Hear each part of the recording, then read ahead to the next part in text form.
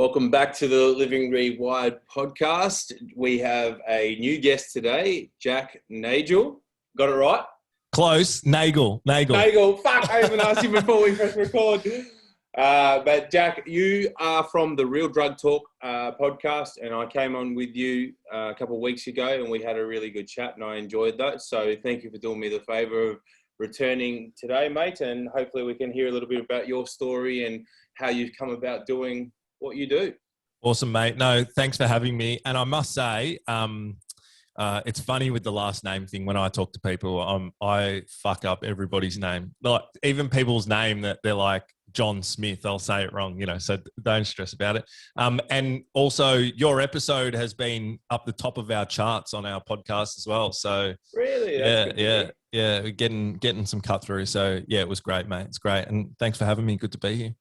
Mate, you're welcome, and I'm really glad to hear that we've had a good response from the chat we had a couple of weeks ago. Yeah, 100%, mate, 100%. So, mate, you've obviously got the podcast Real Drug Talk, and you've also got the program and the business side of things, so connection-based living. Can you tell me a little bit about, I suppose, firstly, let's start with the connection-based living in your program and run me through the structure of what actually happens there and so forth. Sure. So like it's, as you're aware with all the stuff that you do, it's a long story. So I'll try and synthesize it into the elevator version. But basically, I got into the alcohol and drug space because of my own personal challenges with like addiction, and smashing my life to bits. Went through the whole thing of then wanting to, help other people, because that's what really helped me.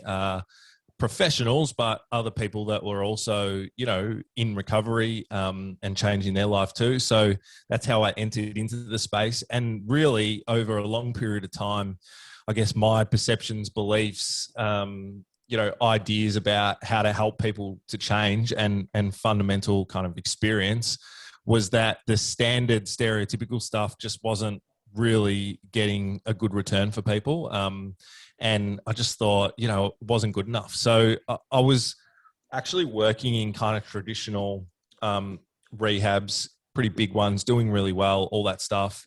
Is that what you mean by stereotypical, the sort of traditional rehab That's right. based? That's right. And I think that's still the perception in society today. If you know someone that's got a drug and alcohol problem, you just say, go to rehab, and that's usually for 90 plus days, whatever that might be, 30 to 60 to 90 plus days. So, and it just doesn't work. People, you hear it all the time. Like people say, oh, I've been to 17 rehabs, or, I've been to this one which rehab. Which isn't working then if you've had to go 17 times. I know. And the sector and stuff justifies it away as, addiction is a relapsing condition, which is true. However, going to a rehab 17 times, it's kind of like, come on, like, surely this isn't working. And not only to that, again, like I've never been to rehab, so I'm only speculating here, but a big part of that, I assume, you're taking yourself out of your normal environment. And what I've found maybe in my own substance uses, it's very attached to that environment, and you take yourself into a different place. You've detached from your normal reality, and your drug taking association is very ingrained with, what you're typically surrounded by. So it's probably not too hard to detach from some of that when you are in a nice retreat and you don't have the normal life responsibilities going on. And then you come back to the real world and you pick up probably where you put, where you set off. Mate, 300%, right? Like, and that's the thing that frustrates me. As you said, you're someone that doesn't come from that professional rehabilitation space, but just any normal person can look at it and go, with common sense, taking someone out of their environment and putting them in a false bubble isn't going to cut the mustard, when they come back into their normal life. And that's what happens, like it's not a shot at the dedicated people that work in rehabs, and they actually do some great stuff in some facilities. However, and I'm sure there's some people that it does work for, but it just may not be the majority. I don't know. Correct.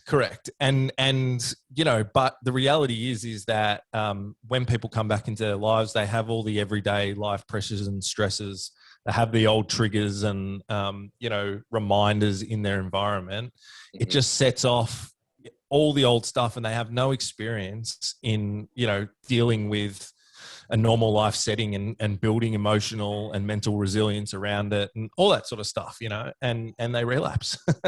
And mate, at the end of the day, like a rehab center or a facility or whatever you want to call it, a program, there's a business model element within that. And 100%. like in all businesses, I'm sure there's a very large scale of a low-level entry price up to, the cream of the crop. And that can go really, really expensive from what I've heard from people that have gone through this process. And my immediate thought comes to, well, like all things in life, we often get what we pay for. And secondly to that, if you've been down a road of drug addiction, I don't know a huge amount. Now, I'm being very stereotypical here, but a lot of people with drug problems or drug dependencies often probably don't have never-ending supply of financial resources. So how are they going to afford that? And that burden's going to fall on the families. And a lot of families can't afford that too. That's right. Exactly. So, and this is what happens, right? And you're right. Like, so just for anyone listening, it is insane. There's a few interesting things out on YouTube and stuff, but in America, it's worse, but there's facilities that cost, $150,000 for a month. It's fucking insane. Yeah. I've heard of one up in Byron Bay. That's right. A similar amount to that. That's right. That's the one. But you go into America, you can pay $250,000 for a month. It's just incredible. And like the unfortunate thing is, because there is a lot of good providers, we like to think that we really, believe in what we do, and we operate out of evidence and try and bring some cutting edge stuff in as well. But unfortunately, there's lots of people out there that kind of see the opportunity in that and take advantage. And there isn't, in the private system, there isn't a whole lot of like regulation and not that I believe in regulation either, but there needs to be some level of regulation to make sure that there's not just, crazy stuff going on. Because unfortunately in the alcohol and drug treatment system, crazy stuff does go on. Talking Scientology, like lots of out there sort of stuff. And it basically, the reason I care about it is because it gives the overall industry a really bad name. And then people have these shitty experiences. And, if they have a bad experience, they might not come back and seek help for another decade or something. And, people can lose their lives in that time and stuff like that. So yeah, it's an interesting issue. So do these typical rehab centres, do they follow the famous 12-step program, or is that something that's more embedded in the United States? Mostly, yeah. So it's interesting actually. So in Australia, you have the public system and the private system. And the public system actually runs off what is called a harm minimization model, which makes a lot of sense for a lot of the different interventions that are delivered. And obviously the ultimate form of harm minimization is, abstinence. However, unfortunately, because the system's public system is based off crisis rather than, well-being, all the people that hit the public system kind of have to be at that super duper pointy end of things. And does that mean they've probably found themselves there potentially from court orders or such things? Correct. So it's an overall generalization. Obviously there is other people that access services in the public system, but by and large, I would say, it's people that have a lot of complex issues going on in their life, not just alcohol and drug issues, that are hitting those services, and they're at the very, very pointy end of addiction, and all the other issues that come along with that. So that does a couple of things, and the whole system is underfunded, right? So that does a couple of things where I guess it's just real life, to be honest about it. It sets up this kind of environment where people that might be a bit more like working class, you're every day, they go to those facilities for an appointment or something, kind of freaks them out and they don't want to access those services, or they simply can't just get in, right? And so that's the public system. Then the private system largely operates off the 12-step model, right? And it's kind of really been privatized, and it's frustrating, you know. What are those 12 steps?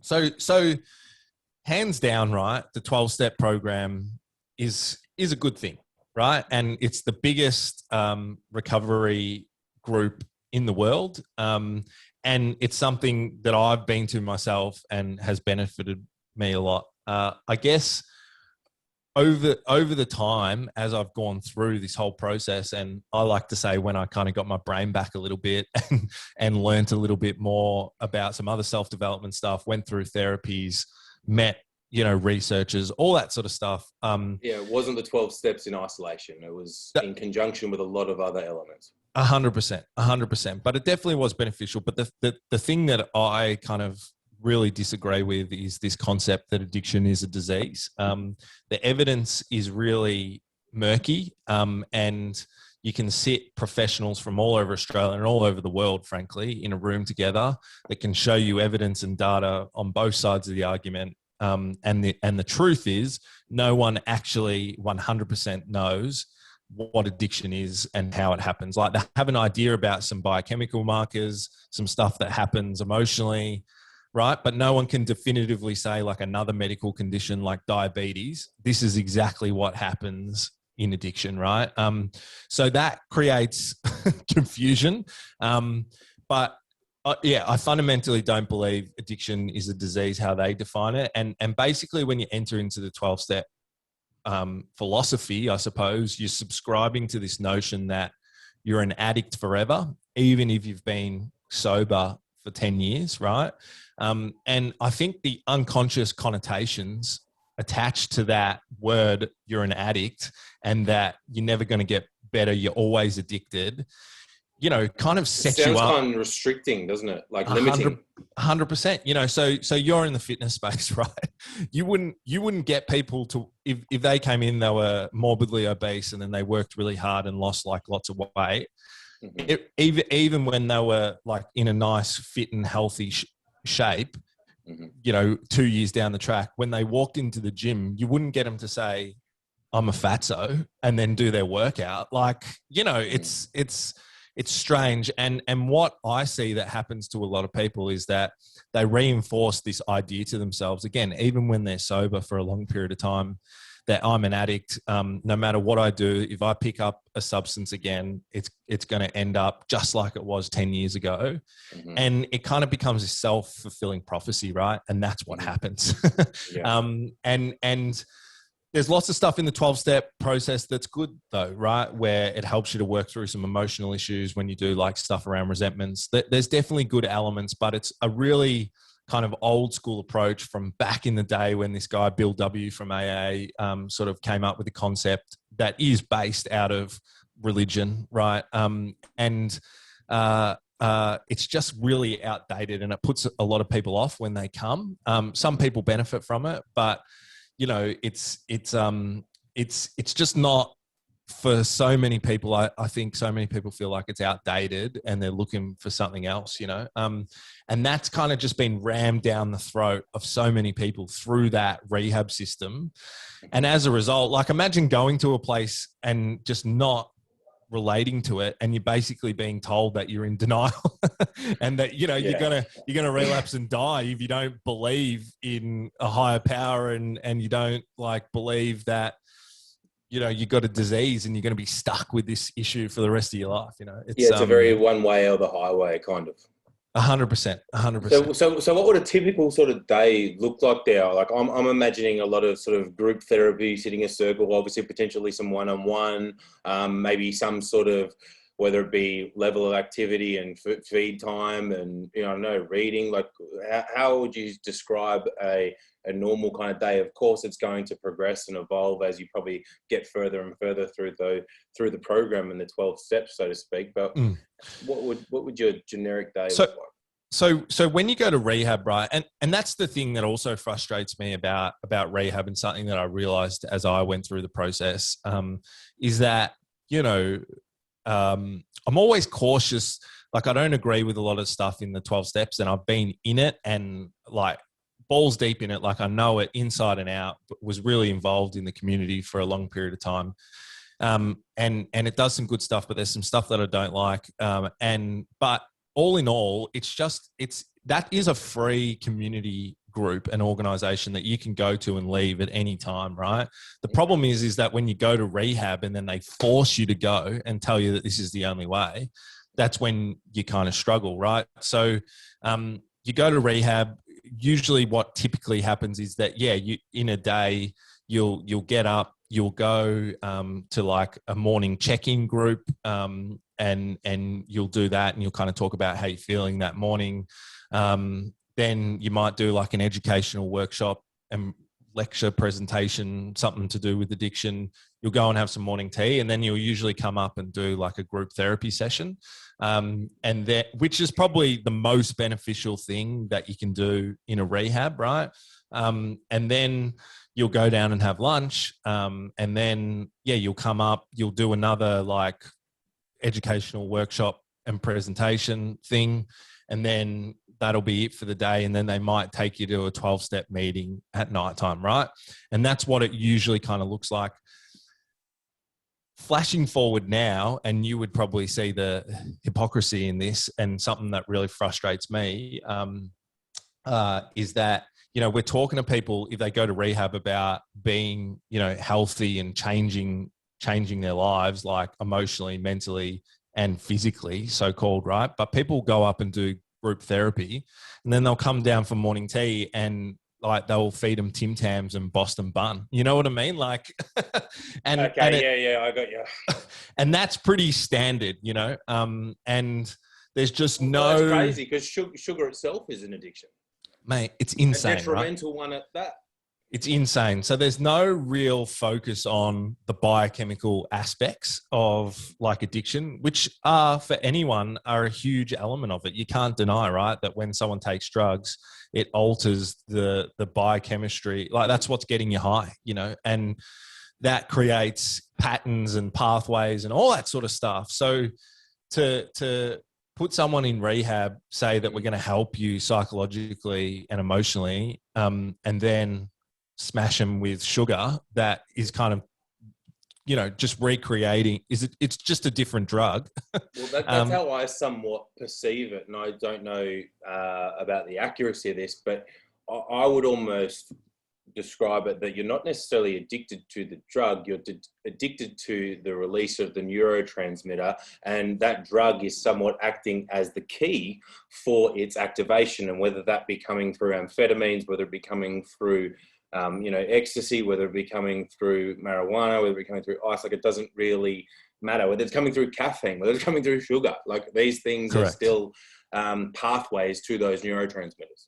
Correct, 100%. And it's and what you're actually trying to break for people is the cycle of instant gratification, right? Mm-hmm. And you would see that with clients that you have too, like, if they're thinking about weight loss, you know, you're trying to break the habit of reaching for the food, whatever the thing is, sex, drugs, gambling, whatever. You're trying to break the habit of, I don't feel so good, I want to change the way I'm feeling, or I'm feeling really good, I want to make it better, you know. Mm-hmm. and that's what frustrates me, because, you know, I've learned so much. How I met you, through who works with us in our program, Holly Sinclair, and does all the microbiome stuff with people in our program and all that sort of jazz. Like, if you don't actually get people's biochemical foundation set and do some work on it to actually reset it, then even if they do your whole rehab program, work stuff out psychologically,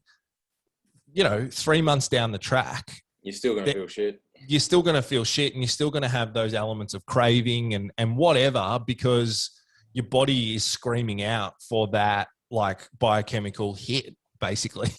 And it's just insane. You know, the analogy that I say to people all the time is it's like if you took, and I use fitness often because it's easy for people to understand, I think, but it's like telling someone, taking them through a workout hit routine in the middle of McDonald's. You know what I mean? It just doesn't make sense. It's stupid. Because you help people, but then you sort of set them up to fail at the same time. Yeah. Mate, you said a couple of things in there, which makes me think of Gabor Mate. Yeah. And I really, really like his philosophies and listening to his content. It helps that he's probably got one of the most soothing voices in the world.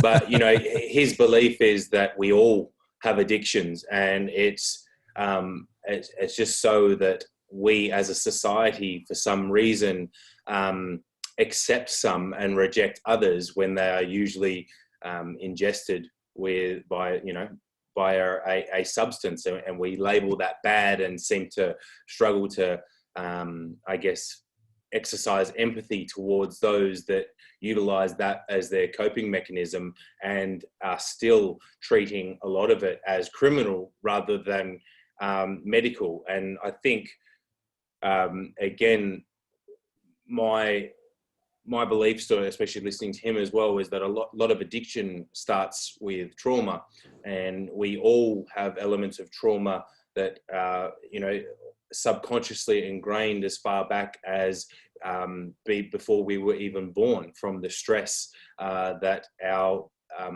carrying mother may have been enduring through our time as a fetus. And you know, a lot of the addiction behavior, whether that be even a cleaning obsession around the house, or whether it be, you know, exercise even to a degree, which is typically perceived as something positive. But however, some people can even get to a point where they use that as a avenue to punish themselves, as, I guess, a distraction from having to deal and address the underlying traumas that that I suppose have found them as who they are today.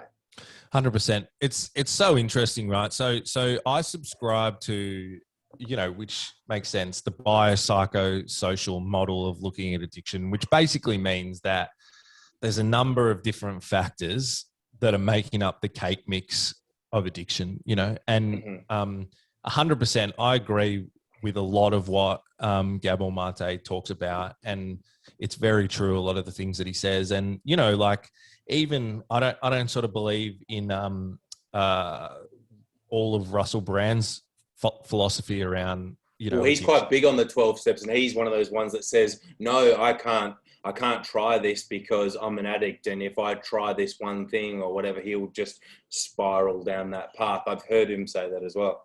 That's right. And yeah, like, so I don't agree with all that he says, but he also, you know, does say some really good things about it as well. And I think that's kind of the space that we have to get to. We just have to learn how to have a more mature conversation about this stuff. You know, it never lies in the extremes of either end. You know what I mean? It's always somewhere in the middle. And, you know, I think we spoke about this when we had a chat. You know, I really think that people need to start looking at, like mental health and drug and alcohol issues for people on kind of like a spectrum. You know what I mean? And there can be a number of different things that move you up and down the spectrum at any one time, you know, and we need to kind of start thinking about mental health a little bit like a physical health problem. You know, if it's cold outside, it's pretty well acknowledged that you should put a fucking jumper on because you're probably going to catch a cold, right?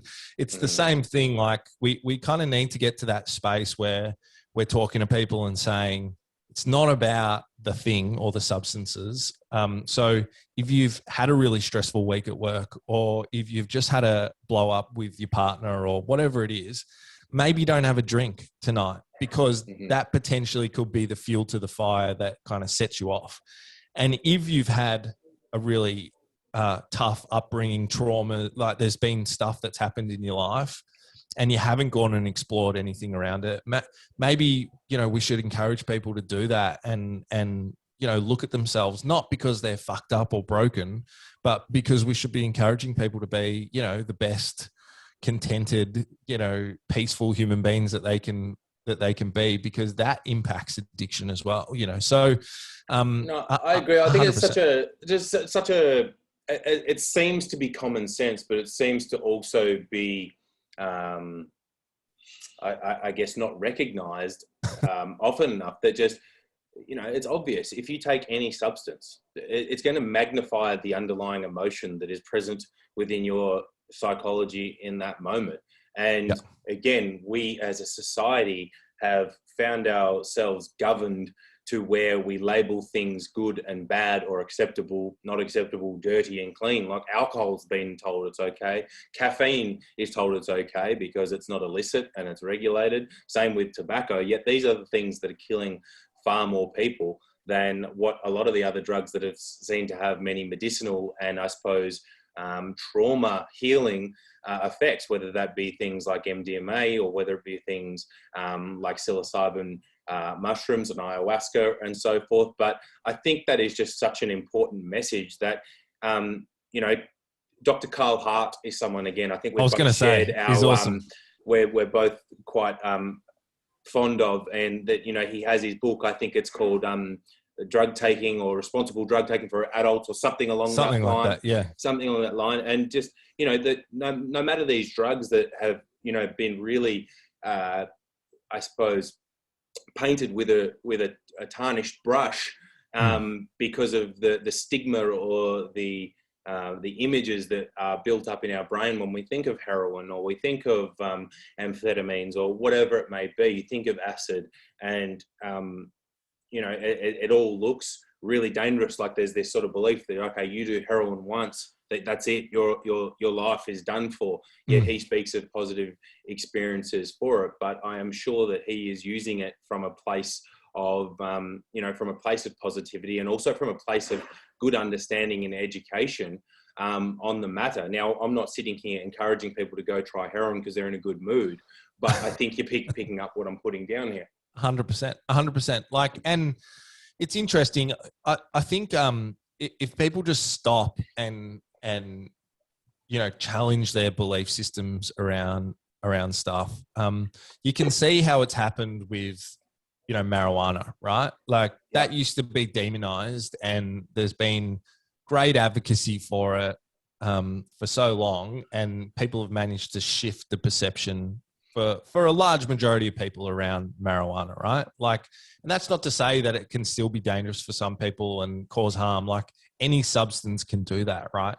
But it's not so much about the substance. And, I always say to people, like, well, they say, well, it can be dangerous to someone, so why are we encouraging it? And it's like, because we have, like, we're not encouraging it, but we have, like, I don't know how many years, like so many years of us saying drugs are bad and criminalizing it, and people fucking take it anyway. Yeah. So if people want to do it, you're going to do it. Like, that's right. It cannot be stopped. And at the end of the day, like, I don't know many stoners that are out there bashing each other and, carrying on. That's right. Of course, the environment is very influential in any drug taking. That's right. So, and I think that's one of the things that I've realized in my time, and been lucky enough to find myself probably doing different things in the alcohol and drug space that, I'm originally not qualified to do, but it's. But you experience teaches a lot. That's right.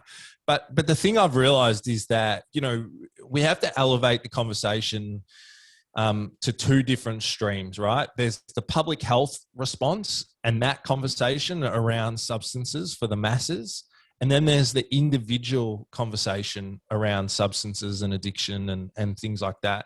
And they're two very different things, So the policies that we have for, help, like treating substances in society, because the vast majority of people, the evidence clearly shows that it's about 1% of the population hits the pointy end of addiction, right? Which is so small. So the way in which we create policies around all substances has to be a completely different approach as to how we treat addiction. And at the moment we have them meshed into one, and the way that it's presented in the media is that if you smoke pot, that's going to lead to smoking ice. And if you smoke ice, you're going to be throwing chairs through windows and stuff. And it's just fucking not true.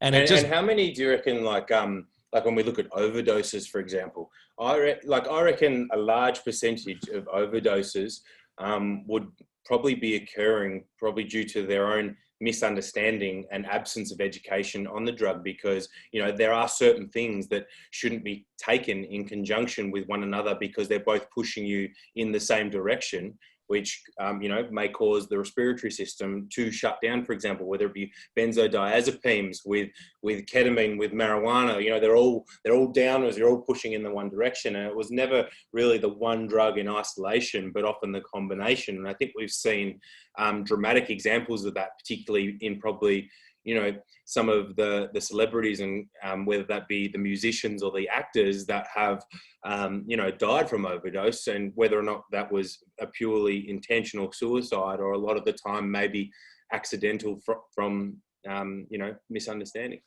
Mate, 100%. And this is the thing, because there's so much hysteria around drugs and alcohol. It's kind of like how it used to be, I guess, around like sex education, and sexually transmitted diseases, because there was like so much hysteria around you can't talk about sex. There was no real opportunity because people were doing it anyway, because guess what? Human beings have sex. And when you try and educate with fear to teenagers, they're probably just going to want to do it more. That's right. Exactly. And that's the thing with drugs. Like, you're onto it. Just like you said, there's more and more evidence coming out. I don't know the exact numbers, but it is a reasonably high percentage that shows like the proportion of overdoses, particularly with like heroin and stuff like that, of where there's like a mixture of drugs being used, like with benzos and stuff like that, that tips people over the edge, and again, just like, it's so frustrating for people that work in the space, because drugs and alcohol is not just a health issue like it should be. It's a political issue. It's the number one thing that governments go to kind of, we're going to be hard on drugs, like to get the votes. Like, things just get politicized and there's hysteria created around it, and we can't have balanced conversations, So for instance, the one story that makes me laugh, right, is this thing around the North Richmond safe injecting rooms, right? And I know to people that sounds like an extreme intervention. Even to me, it's like, wow, you're going to put a center in the middle of North Richmond where people can go and use heroin. Like, it sounds kind of crazy when you say it. But kind of like we said, if you're going to want to do it, you're going to do it anyway. But you have to realize, right? I had a guy on my podcast that's an ex-police officer that has then went into like 20 years of drug harm minimization policy because of the things he saw as a police officer, and just that the approach needed to be different. And you have to realize, like, when I was using drugs, you would go into North Richmond is like heroin capital. If you think it's bad. I used to live on Church Street in Abbotsford, opposite the brewery. So along Victoria Street there, That's right. You see plenty of it. And for the most part, mate, I mean, of course, the experience is a little bit different as I suppose, an athletically built male who can look after himself. But I quite enjoyed my interactions with the local, at the risk of sounding judgmental, the junkies. Yeah. Most of the time, they're just wanting to go about their business. Yeah, that's right. But it's funny, right? Like, so there's still that's still the epicenter for heroin at the moment. But 10 years ago, right, before they had some of these interventions in place, it was full on, right? Like, I don't know, when you lived there, you would get off the train and there would be dealers lined up outside the train station, like 5 of them, just waiting for you, right? Now, at least you got to go into the back streets, and there was people overdosing on the street, in pub, all that stuff, right? And people say now, like, oh, the safe injecting room, how can they put it there? It's right next to a school. This guy that I had on, Greg, was telling me that, back in the day, that the kids that used to go to that school, they used to have classes to teach them how to walk around, needles that were left on the ground outside their school because people were using on the street. And that was just like a standard thing, so there's just this hypocrisy around it. It's kind of like, oh, you can't do that. But people don't actually realize the history of it. What is the reality and what's actually going on there? And interventions like that are actually helping the community and reducing the impacts of it. And also, saving people's lives that do use drugs that are in a safe place to do it. So, it's a tricky one because it's so politically charged for a lot of people. People have different experiences with it. But yeah, I just wish that we could have a more balanced conversation about the whole thing. Yeah. So, I mean, mate, how far away do you reckon, if ever, is Australia from the potential, I guess, well, I don't think it's all going to happen at once, but yeah, let's start with the legalization of marijuana. I know there's very small inroads in towards that space now with, medicinal, I suppose, dispensaries with prescription and so forth.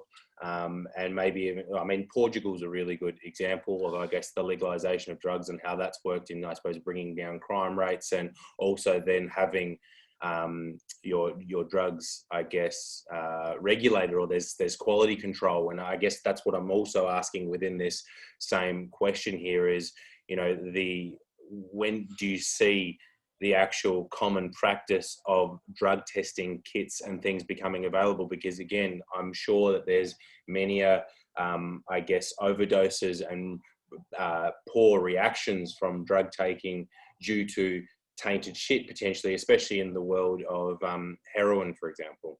Yeah, so it's interesting, mate. I'm kind of an optimist, right? And there's been some really, like, I guess if you look at like the cultural perspectives of Australia, there's been a couple of really big shifts in the last few years around some of this stuff. And so in the ACT, I should know this, but I'm pretty sure marijuana is legalized there now. I'd have to go and look at the details because it means different things. I think in Adelaide too, maybe. In Adelaide, it's not. I believe it's kind of decriminalized to a point. Like it's not illegal to smoke it, but it's illegal to grow some in your house or something like that. Something like that. Yeah. There is a few things there, and has been this big push around drug checking, which is really interesting. Started with pill testing, and but festivals. And festivals, and there's starting to be some shifts that are getting funded around research that's going into setting up drug checking and different things like that. Because they're so it's not around at the moment, but there definitely is fears from the public health professionals that we're going to get a wave of a fentanyl outbreak, like they've seen in the US with opioids and stuff. And there's different measures being put in place like that. And it might sound little, but it's quite a significant shift, in the way in which drugs and alcohol are looked at in society in Australia. So look, it's hard to say. I think there has to be a larger conversation around what decriminalization and legalization actually means, because they're different things from a policy perspective. And also, because when you say legalization, people think that you're going to walk down to IGA and buy smack from behind the counter or something, you know what I mean? And it's not necessarily that. And I think we probably have a good chance of decriminalization in the next 10 years, like I'm pretty hopeful, because I think the drug and alcohol sector and the mental health space are really getting better at demonstrating the economic impacts of drugs and alcohol in society. And decriminalization doesn't mean that you're not hard on organized crime, right? It just means that you don't punish users for using drugs, which happens, and all the evidence shows that it does. And that's probably one of the really big kickbacks there, isn't it? That people's arguments are, oh, well, what about the mental health? What about the mental health? But what about the mental health? It's, again, if we're saying that if we sort of go back to Gabor Mate's sort of principles there, it's not the drug that's causing the mental health. It may be magnifying it because they're not in a good place, but we need to go back to, I guess, the sole responsibility of that individual and the underlying issue that was creating that psychological environment to begin with. 100%. And the context is really important. Like, so you talked about the Portugal model before. It's very rational, common sense approach. You know, what happens is that, you know, this is a brief overview, but say someone gets caught with possession, and I forget the limits, right? Mm-hmm. They get put in front of a board of 3 people, a doctor, a social worker, and I think also like some sort of law person, you know, whether it's a judge or a police officer or whatever. And that person's life is actually laid out and looked at, and the whole situation is looked at, you know. So do they have stable housing? What's their social environments like? You know, do they have a job? You know, like, do they have any trauma? Like, all this stuff is considered. And based on a person's history and case, they actually prescribe them the overall holistic interventions that they need to help them. You know, so for instance, like, how can you expect someone to turn their life around if they don't have anywhere to live? Like, that is stupid, you know?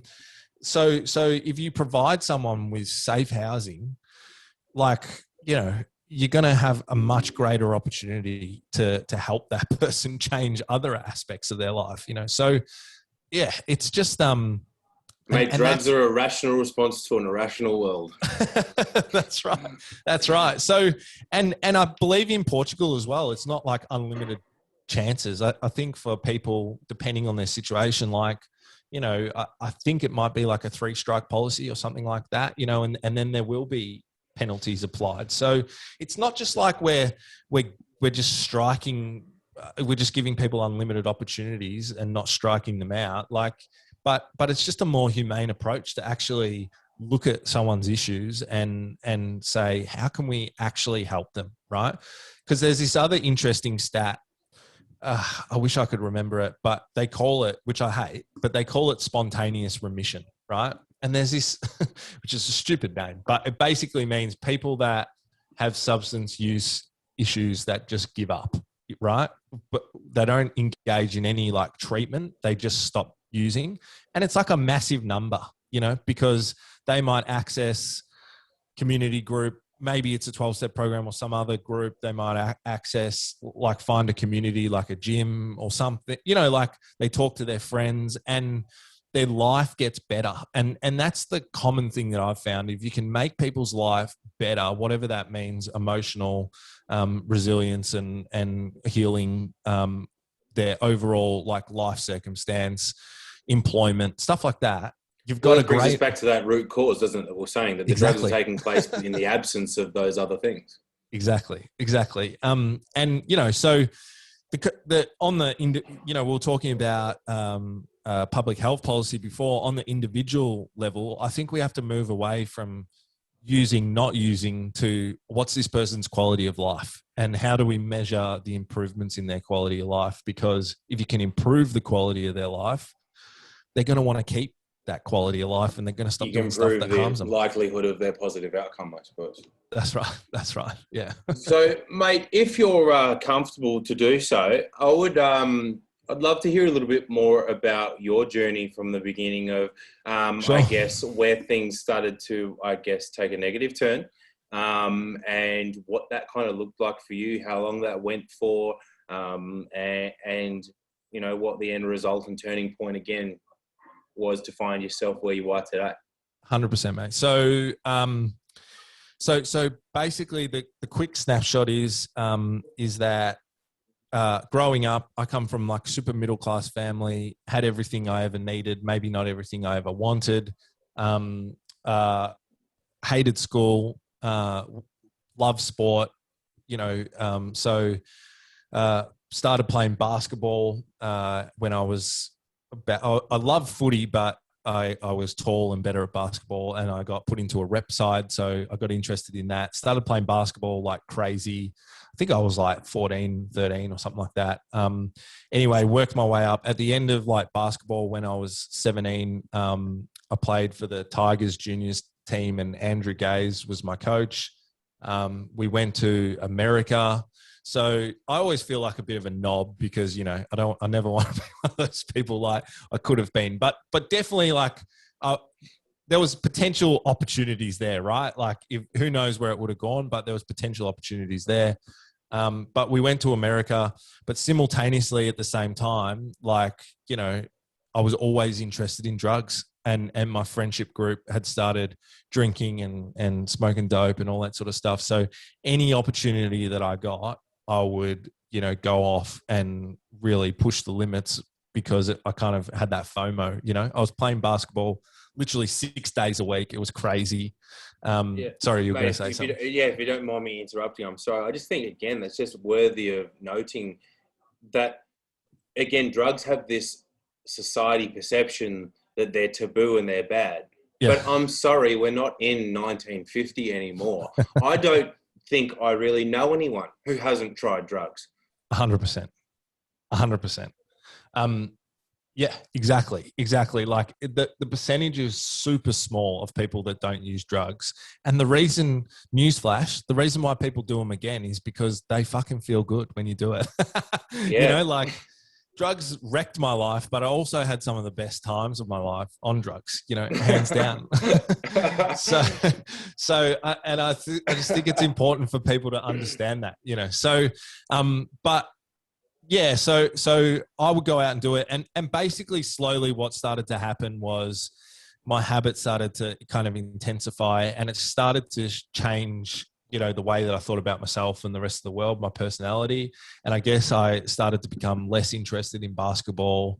You know, I definitely felt like when I was a teenager that I was like missing out. Like sport was intense, you know, like everything was just about fucking basketball and this and that. And, you know, all I wanted to do was go and just chase girls and have a good time. So do you feel like that when you did let your hair down, you had this somewhat approach and mentality that had you feeling like, I'm going to make up for lost time here and go hard in the paint?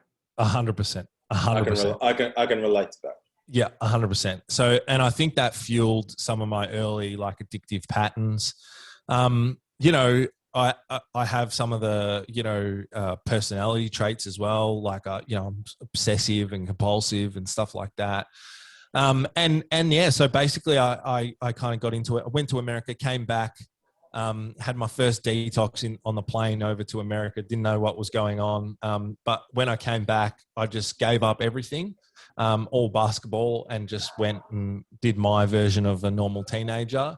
And it was almost like I tried to make up for lost time, you know, started using drugs with all different kinds of people, then started using drugs with people that were using the way that I wanted to use, eventually started using like inverted commas, harder drugs, stuff like that. Yeah, do you mind delving into a little bit, I guess, sure, the pathway there? I'm sure like most people probably started with what was the accepted norms of alcohol.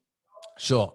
100%. So really, like, if I think about it, I was smoking pot every day while I was playing basketball, and it just kind of progressed from there. And I started picking up amphetamines, and like I said before, like despite what I heard on TV, I had a fucking great time. You know what I mean? And it was awesome, and I had a lot of fun. So I kept doing it. You know, it helped me with work at the time as well, where I had this like carpet laying job, and I was getting paid.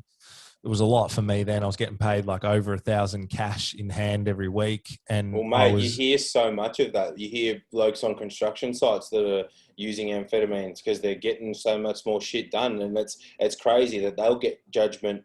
Look, I don't think it's a good idea to be using, you know, machinery and power tools while you're on amphetamines. But at the same time, you go to your GP and you say that you're struggling with attention deficit disorder or whatever it may be, they will prescribe you an amphetamine that's just, you know, it's taken in a pill instead of probably smoked or injected, and it's in probably a smaller dose. But it's when the crooks come to the crack, like it's the same shit. 100%. True. Very true. 100%. And a lot of people find their way down the garden path because of those avenues. So, and then I got onto ice because I was like, now it's different. I don't think you can get speed anymore, but I was using speed and I was using, you know, a gram to 2 grams almost, you know, every day, every second day. And it was like a lot of money. And then when ice came on, you could pay about $50 for a point. And it would last you forever, and you'd have like two goes on the pipe, and it would, you know, blow your head off. And it was kind of that trick, you know. I thought, well, I can use this, it's better, it lasts me longer, and it's cheaper. But it very quickly, as your tolerance builds, it kind of turns on its heels. Then I started cocktailing drugs like benzos and stuff because I couldn't get to sleep. And eventually I lost my job. So I got fired in my undies. And because I didn't get up one morning because I was just so fucking, you know, slammed off a cocktail of drugs. And that you was probably like, didn't give a fuck. You're probably so can't be fucked. 100%. And that was kind of, I guess, the best thing that ever happened to me and the worst thing that ever happened to me as well, because it set me on the path of change, but it also set me on the path of destruction because I was getting all that money, running a habit, and then all of a sudden I had no money and a massive habit to kind of feed. And yeah, just kind of... Did you feel like you had a handle on it up until that point too? Like you were getting away with it? Like, yeah, I thought I was getting away with it. I knew that I was like, at that point, I knew that I was addicted, but I kind of didn't really feel like it was a problem, you know. And yeah, I had a handle on it because it wasn't smashing my life to bits as yet, you know. So that just started me on a journey of just like, you know, crossing every moral boundary. Like my whole personality and me as a person had changed. You know, I was stealing off my family, you know, doing stuff that, you know, I definitely not comfortable doing again, like stealing money off mates and, you know, eventually just doing petty crime and stealing off drug dealers, stuff like that. And it just got all a bit crazy. A lot of my mates that I was hanging around with were using heroin. So got introduced to like using intravenously. And once I started doing that at about 19, I think I was, it's all a bit blurry, but yeah, my life just hit the skids. I just was fucked. So flash forward, about a year after that, I was like suicidal. So I'd had a couple of suicide attempts. I was in psychosis all the time. So I would like black out, just do all this crazy shit. And I was kind of like talking to myself, walking down the street, super skinny, all that stereotypical stuff. And was that the heroin, or was that the ice, or was that both together? Ice, yeah. So Yeah. so I always used uppers. I used heroin a bit, but I never ran a habit or anything. And yeah, like my life just fell apart. So there was lots of different rock bottoms that happened, and I didn't want to be doing what I was doing for a long period of time. I just kind of didn't know a way out, I suppose. And yeah, the way I stopped was I'd stolen like a lot of money at the time. It was like $7,000 or something off a drug dealer. And I'm 6'6" and about 100 kilos, but I'm like a fucking teddy bear, right? Like, so I hate like conflict. I flinch if there's like violence, but I was just desperate, you know? So I had a gut full of drugs, stole this money, and just blew it all in a week, and all this crazy shit happened. And then I was like really scared about what the consequences were going to be, all that sort of stuff. Anyway, I woke up, my mate dropped me to the train station. I went to buy a Big M, and I didn't even have $5 left in my pocket to buy the Big M from the milk bar. And I don't know what it was. Like, I was just broken, and I was kicked out of home at that time. I called my mum. She answered and said I could come home, which was different because like she wouldn't let me in before that. We'd had the police called and all that sort of stuff. I came home. She didn't even look at me when she opened the door.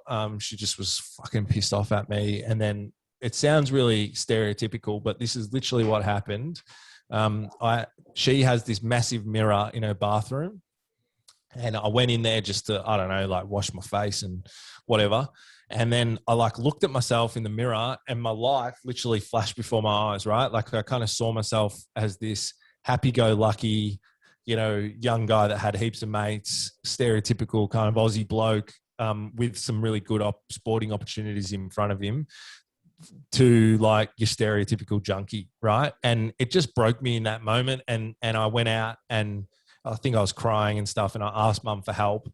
Lucky that I have a great family, and they'd already, you know, had all the rehabs on speed dial, and they got me an appointment to like a rehab, right? And the interesting thing about that is that I got up the next day and I didn't want to go, but they managed to kind of get me there and whatever. And I just thought, I'd spoken to a few services before, and I just thought, oh yeah, it's just going to be another bullshit thing. They're not going to understand me, whatever.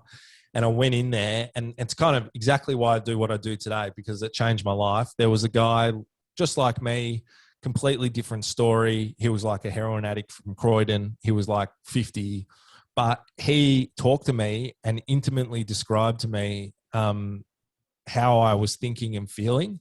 And I never heard anybody talk like that before, right? And it just fucking blew my mind. And it just kind of opened up the doorway and the window to going, oh, maybe there is people like me, and maybe there is a way out of this. So is that a bit like how they say you need an addict to save an addict?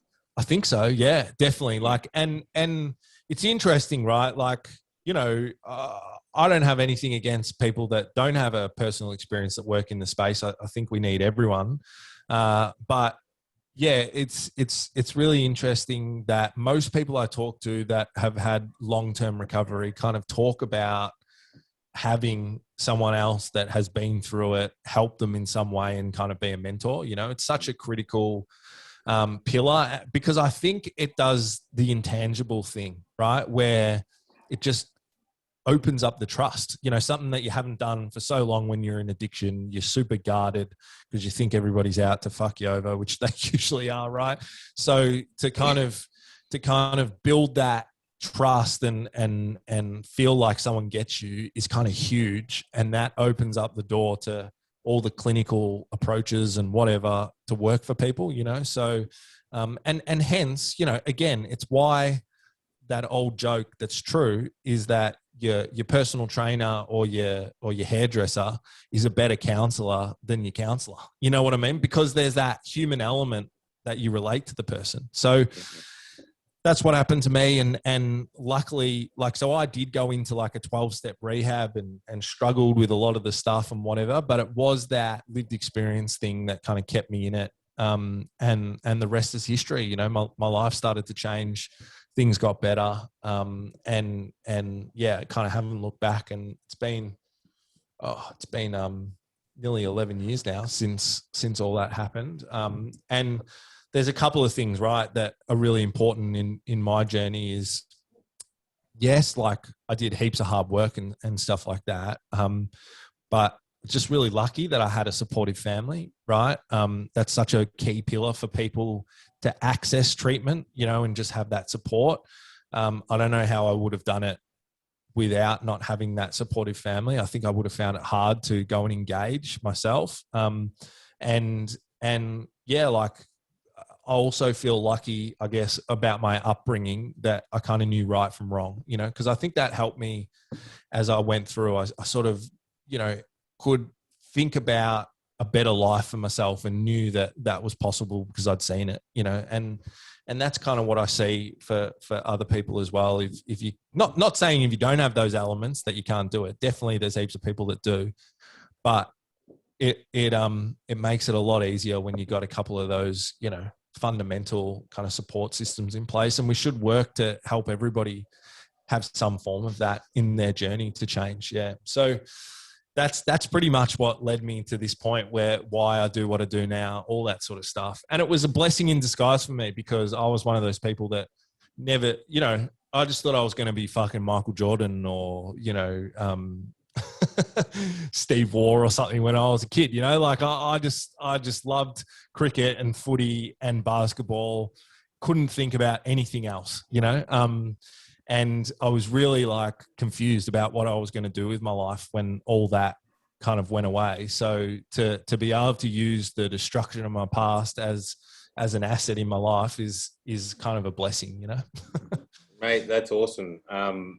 Thanks so much for sharing that with me. And it's actually surprised me a little bit about how many sort of, not that I went to the depths of any sort of addiction of what you have, but just some of the similarities there in terms of our childhood upbringing in, I suppose, seeking a future of sport, I suppose, and then somewhat having an identity crisis at the end of that when things don't work out, and that being a really sort of turbulent time in trying to redefine who you are and make something good of it. Mate, it's such a big thing. Like, and this is all the stuff that people don't talk about, you know. So there's a couple of guys that have been huge in my process. There's a guy that I met, and they're from the fitness or health space as well. You might have heard of him, but there's a guy called Craig Harper that I met because he knew one of my bosses. And there's another guy called Paul Taylor who I met after one of my friends passed away from a drug overdose, and his dad knew him and whatever. And they're in that self-development space, I guess. And it's funny, right? When I listen to them and the things that they've helped me with, whether it's addiction, fitness, whatever the thing is, right? Like, I know there's the technical aspects to each thing, like if it's fitness, eating and stuff like that, right? But like the fundamental pillars are all the same. You know what I mean? You need to help people to get in touch with themselves and understand their identity and their psychology and kind of what makes them tick. You know, you need to get a good community around them and help them to feel connected to a tribe and other people. And you need to help people to have like a purpose, you know, and when you mesh those things together, like I often find that's kind of where the magic happens. And then it allows you to be capable to kind of do all the other stuff that you need to do in whatever area it is that you're trying to change, you know? So it's so interesting when I look at it. And it frustrates me, you know, that we don't talk more about that stuff for people, because that's kind of what's at the crux about it. I don't know if you agree, because I know you help other people and coach them as well, but yeah, it's interesting. I know what you mean though. It's kind of like, you know, if you don't have something to turn, if you don't have purpose in your life and you don't have, you know, other pillars of importance, you know, with that structure, like you don't have the reason to stop taking drugs. You don't have the reason to stop bending, because you don't have anything else to turn up to. That's right. That's right. 100%. So, mate, are you completely sober now? Or, because we sort of spoke before how there was the Russell Brand perspective that they go, oh, look, I can't ever dabble in anything. And how does that look in your world now? Yeah. So I am. So it started for me, I guess I was fucked when I got to rehab, and very simply, I just didn't want to, I wanted to stop wanting to kill myself, you know, like it was pretty extreme for me. I was pretty low. So I wanted to put some weight on and I wanted a girlfriend, right? And that's kind of where I was at. And even though some of the 12-step stuff didn't gel with me, I just thought, fuck it. And I kind of swallowed the pill anyway and just dived into it, because people were telling me that it was going to help me, and it did, right? So I got involved in that, and I went and did all that for like 5 years and whatever, and stayed sober. I've continued to stay sober, but it's shifted out of that space of like, I'm scared to have a drink or a drug because I'm going to bust out in fucking handcuffs and uncontrollable drug use, right? I just don't really have an interest or a desire, to be honest with you. You know what I mean? Like, yeah, I do. Fucking hate talking to people that are drunk. You know, like, I like, yeah, I don't know. Like, I just, that's crazy for me, right? So, like I said, when I actually, and I still, even when I'm walking around the streets, I enjoy having a chat with some of the homeless people. I enjoy hearing about their story, how they found themselves there. They often really surprise you with things. But I literally, because I get here early Monday morning, and there's often, or not so much lately, because there's been, you know, lockdowns and things, but there's pissed people all over the street opposite 161. And I look at them with so much more judgment than I do the boys back up on Victoria Street, smacked out. As just, I look at the drunken behaviour and I'm just like, you're a grown man. Pull your shit together. I know, right? Like, and I don't know, you know, like maybe one day soon, like I'll have a beer every now and then at a social event or something. I don't know, but yeah, like I'm just not interested. But it's funny, right? Like I've worked with so many people that have been to the depths of addiction that in the traditional format, you would say they can never use substances ever again. And, you know, they're out there in society, normal people socially drinking and doing whatever they're doing, you know? So it's, again, it's not hard and fast and fixed. But it is about acknowledging, hey, I crossed that fucking invisible red line and I've got a problem with this. Yep. I do believe to overcome, if you're at that point, to overcome it, you need to become sober for a period of time. You know, I always say to people, it should be like 12 months, but at a minimum, like 6 months, not just to be sober, but to actually give yourself the blank canvas to let all the underlying issues that you've been numbing out with substances come to the surface and actually work through them. And then you can consider bringing, you know, substances back into your life and having a different relationship with them. Well, I think that's entirely right. Like people may have, you know, they're not even necessarily addicts, but they're, you know, frequent and quite heavy, what would be considered, you know, large amounts of drug users. And even just having a period of like a week or two of abstinence from that behavior, they might, yes, they're sober, but you don't actually feel normal and find your baseline probably until at least that 6 month period. 100%. And, you know, once you actually have, as we've been talking about this whole show, work through that underlying stuff, then you can kind of change the relationship to alcohol, but you just have to be honest with yourself at that point. But definitely, that it's something that needs to change, this kind of attitude that once you've had a problem with substances, then that's it. You fucking can never do it again.